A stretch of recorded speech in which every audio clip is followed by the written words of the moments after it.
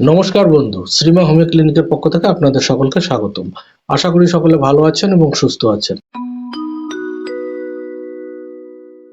আজকে যে নতুন বিষয় নিয়ে আপনাদের সঙ্গে বিস্তারিত আলোচনা করব, বিষয়টি হচ্ছে ঘন ঘন প্রস্রাবের বেগ বা বারবার প্রস্রাব হওয়ার কারণ, লক্ষণ এবং সঠিক হোমিওপ্যাথিক চিকিৎসা সম্পর্কে।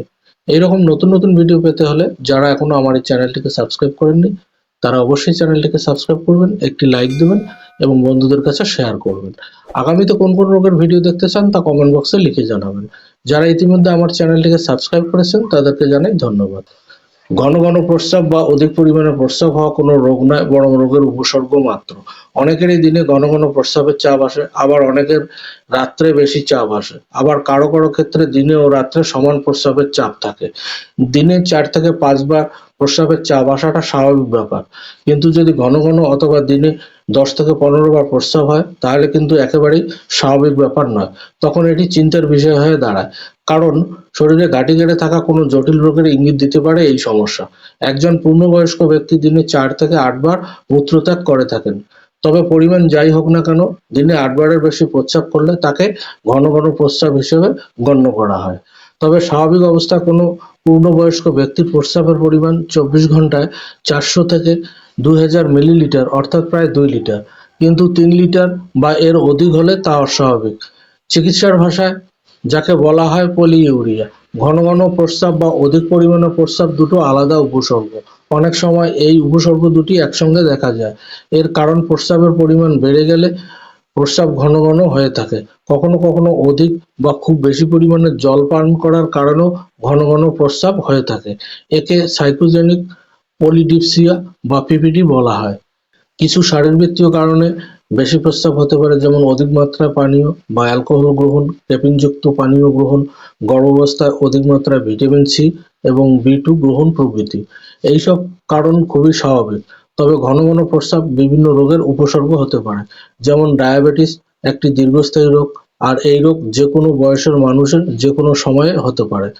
যেসব পুরুষের বয়স 50 বছরের বেশি হয় তাদের মধ্যে সাধারণত প্রোস্টেট বৃদ্ধি বা বিপিএইচ সমস্যা দেখা যায়, ফলে ঘন ঘন প্রস্রাব হতে পারে।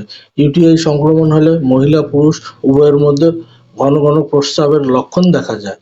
বারবার প্রস্রাব করলেও তৃপ্তি আসে না। কিডনিতে স্টোন হলে ঘন ঘন প্রস্রাবের বেগ আসতে পারে। বারবার প্রস্রাব হওয়া কিডনি স্টোনের উপসর্গ হতে পারে।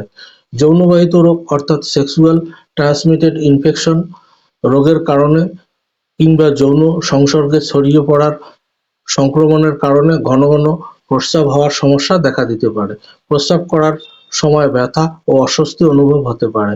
ইন্টারস্টিশিয়াল সিস্টাইটিস এটি শরীরের একটি দীর্ঘস্থায়ী অবস্থা যা মূত্রাশয়ের চাপের সৃষ্টি করে। ফলে মূত্রাশয় এবং শ্রোণী বা পেলভিক অঞ্চলে ব্যথার সৃষ্টি হয় এবং ঘন ঘন প্রস্রাবের বেগ হতে পারে। নিউরোলজিক্যাল ডিসঅর্ডারস এর কারণে কখনো কখনো মূত্রাশয়ের নার্ভ ক্ষতিগ্রস্ত হলে ঘন ঘন প্রস্রাবের অনুভূতি আসে। পেলভিক ফ্লোর ডিসঅর্ডার এর কারণে শরীরের নিচের অংশে অর্থাৎ পেলভিসের পেশিগুলো, মূত্রাশয়, প্রোস্টেট গ্রন্থি, জরায়ু, মলদ্বার প্রভৃতির গঠন ও কার্যকারিতার কর্মহীনতার কারণে বারবার প্রস্রাবের তাগিদ হতে পারে। তবে বারবার প্রস্রাবের বেগ আসা এবং মূত্রত্যাগ যে কারণেই হোক না কেন, হোমিওপ্যাথিতে কতগুলো মেডিসিন আছে, যেগুলো সাধারণত লক্ষণ অনুযায়ী যদি সঠিকভাবে সেবন করা যায় তাহলে অল্প কিছুদিনের মধ্যে ঘন ঘন প্রস্রাবজনিত সমস্যা থেকে সহজেই মুক্তি পাওয়া যায়। আসুন এবারে আমরা সেই সকল মেডিসিনের মধ্য থেকে গুরুত্বপূর্ণ কিছু মেডিসিনের রোগ লক্ষণ নিয়ে আলোচনা করি। প্রথমে যে ওষুধটির কথা বলবো সেটি হলো কোস্টিকাম 200। ঘন ঘন প্রস্রাব, প্রস্রাবের বেগ ধারণে অক্ষমতা, হাঁটা চলার সময় ফোঁটা ফোঁটা প্রস্রাব নিঃসরণ হয়, হাঁচি, কাশি বা জোরে হাসতে গেলেও প্রস্রাব বের হয়ে আসে। শীতকালে অনিচ্ছাকৃত ঘন ঘন প্রস্রাবের সমস্যা বেশি হয়। অল্প প্রস্রাবের সাথে ঘন ঘন প্রস্রাব, প্রস্রাব করার অবিরাম ইচ্ছা, এইসব লক্ষণে এই ওষুধটি ভীষণ কার্যকরী। পরবর্তী ওষুধটি হলো ইকুইজেটাম হাইমেল 30।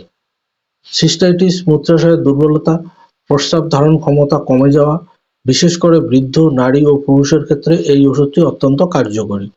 অবিরাম মূত্রবেগ, প্রচুর পরিমাণে প্রস্রাব, মূত্রত্যাগের সময় মূত্রনালীতে তীব্র জ্বালা, কাটার মতো ব্যথা, বৃদ্ধা নারীর মূত্রাশয় পক্ষাঘাত বা প্যারালাইসিস, দিন ও রাত্রে অসাড়ে প্রস্রাব, এরূপ লক্ষণে ইকুইজিটাম হাইমেল প্রযোজ্য।